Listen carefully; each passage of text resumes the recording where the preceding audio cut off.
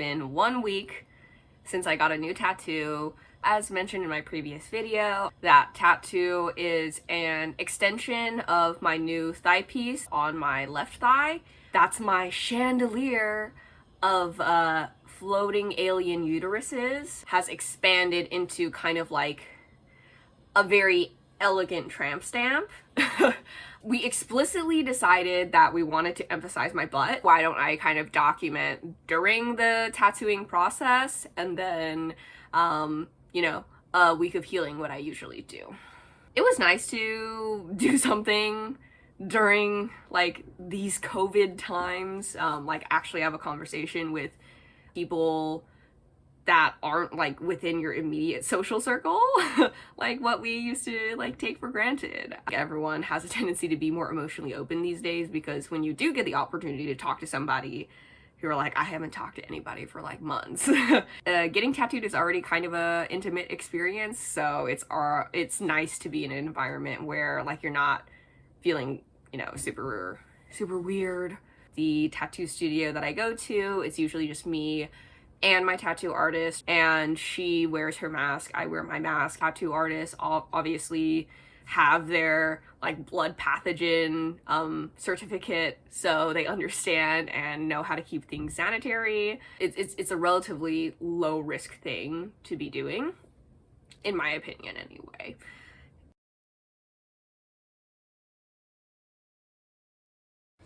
God, I am so shiny. This is obviously before my tattoo appointment. I'm planning on wearing a dress because the placement of my tattoo is going to be the small of my back, so it'll just be easy for me to like move the fabric around without having to like take my pants off. This is what I usually bring: a pillow, to probably pick up some snacks. I'm lucky because the tattoo shop that I go to, they have a corner store right across the street. I also roll myself a joint. I don't recommend that for everybody, but because I smoke a lot, it's not gonna like wig me out or make me more anxious. And I usually just like take a quick smoke when it's break time. It's definitely works for me, and I've had some super cool moments where the tattoo artist will actually be like, yo, could I smoke with you? And then I can get a fun conversation with them like on their breaks. I'm obviously not going to be drinking any alcohol before my appointment. I had a good night's rest, and I am going to be eating lunch right before. That's how I usually get ready.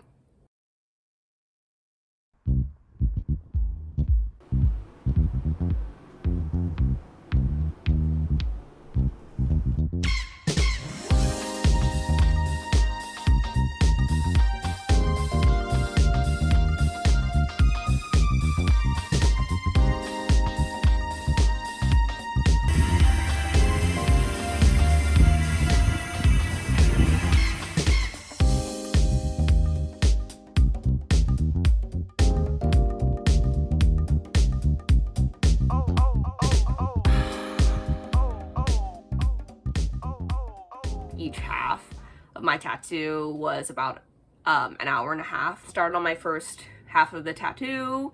That wasn't too bad. It gets to like my butt bone. I don't know what that part is called. I will figure out what it's actually called. I remember watching like an Inked video a while back, and they were talking about like, oh, what are the most painful parts to get tattooed? And the parts that people usually agree upon are like, oh yeah, you know, like your like elbow, like your inner elbow or like your inner knee. One dude was like, yo, like the butt crack area, like that's a different kind of pain. I didn't actually record any of those moments because it hurt that much. So like, even though like my face seems kind of peaceful, like no, like it was because I literally could not handle like holding something while going through that pain. Like I was making some whack ass faces, but I did not capture it on camera, unfortunately. It was probably just me being like, that's a good thing about the face mask. Let your face and maybe your hands react depending on where you're getting tattooed. Like as long as the actual area that you're getting tattooed, you're not moving that place, because that's the most important part. Afterwards, I was just like looking at the in-progress work, and the artist commented like, I really think that we should add a little bit more darker values because the piece on my thigh is a lot darker than the like the shading that she did on my back. And I was like, yeah, like I agree, but at the same time, like I was like, oh man, like it hurts so much when like a tattoo artist goes over an area that they've already tattooed.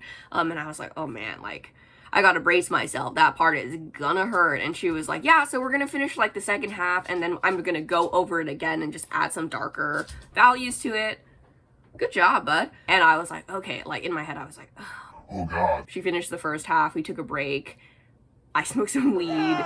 Definitely decreases the pain for me, but I know that for other people, you know, like you don't want to be trying to smoke. Even after I had like an hour and a half of tattooing, a less than 5-minute smoke break, came back and I was like, all right, let's do this. Of course, like during that break as well, I like finished the rest of my lemonade, had my snacks, you know, was drinking water. I usually grab like one thing that's savory and one thing that's sweet. So I bought Cheez-Its Ridges Ranch, not sponsored, some mini Nutter Butters. I ended up not needing to like eat all of it, but I like bringing it, you know, as a snack afterwards. After I got my second half done, she was like, oh, okay, cool. So I'm gonna like spray some lidocaine on you.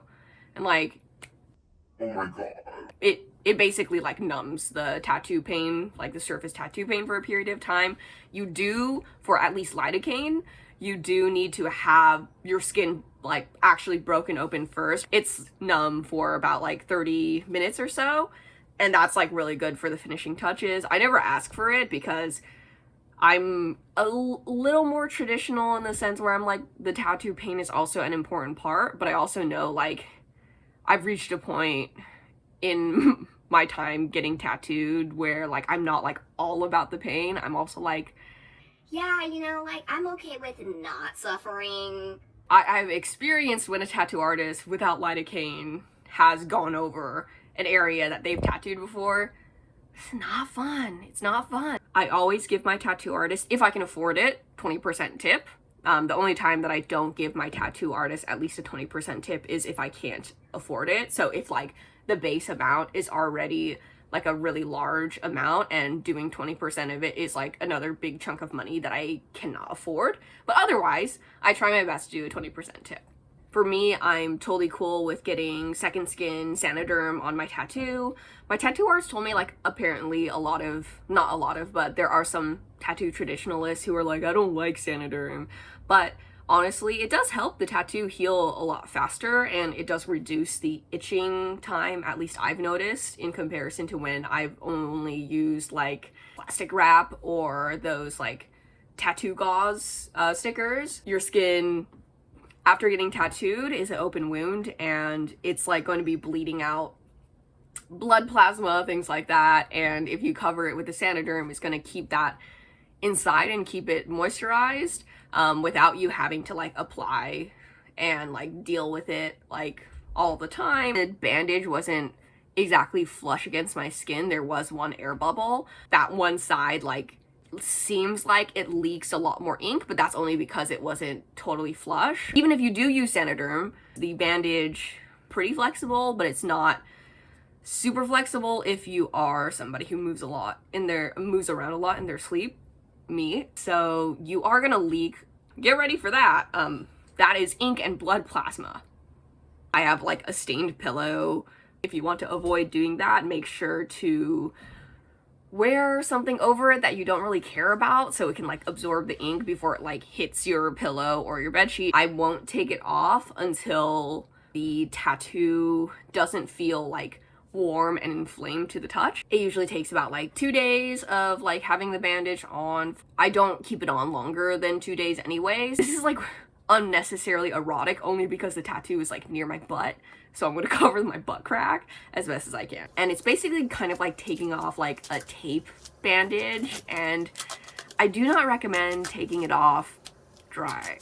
I recommend taking it off in the shower so the hot water, well not hot water, warm water can dissolve the adhesive so it doesn't hurt as much. But you technically still can take it off without water. It just pinches your skin a lot more. Then I moisturize like at the beginning of the day and at the end of the day. Basically whenever the tattoo just feels like really dry to the skin, you want to just apply like a thin layer of moisturizer that can easily get absorbed and your skin will flake off. Here's a picture of me like having a piece of dead skin that flaked off my back. Gross, but it's also a thing that happens, and it is also like one of those weirdly satisfying things, like popping your own pimple. Don't agitate it that much. That's why I moisturize it, because there's like less dead skin things. The itching, not great, but that's also the sign that it's healing. So usually the first day after your tattoo is done, your body is still responding to it. It doesn't itch, but I found, at least for me, day 2 with Saniderm, I can feel it like start to itch now. And then the third day when I took it off, like I was like, okay, like I would find myself like unconsciously itching. I wore like my period panties like over my regular underwear to stop myself from myself. Tattoo Itchers Anonymous. It gets a lot better as time goes on, but people usually say it takes about a month for your tattoo to fully heal. Hope you learned something about the tattoo healing experience. Obviously, this varies with different people. This is how I heal. Results may vary. Yeah.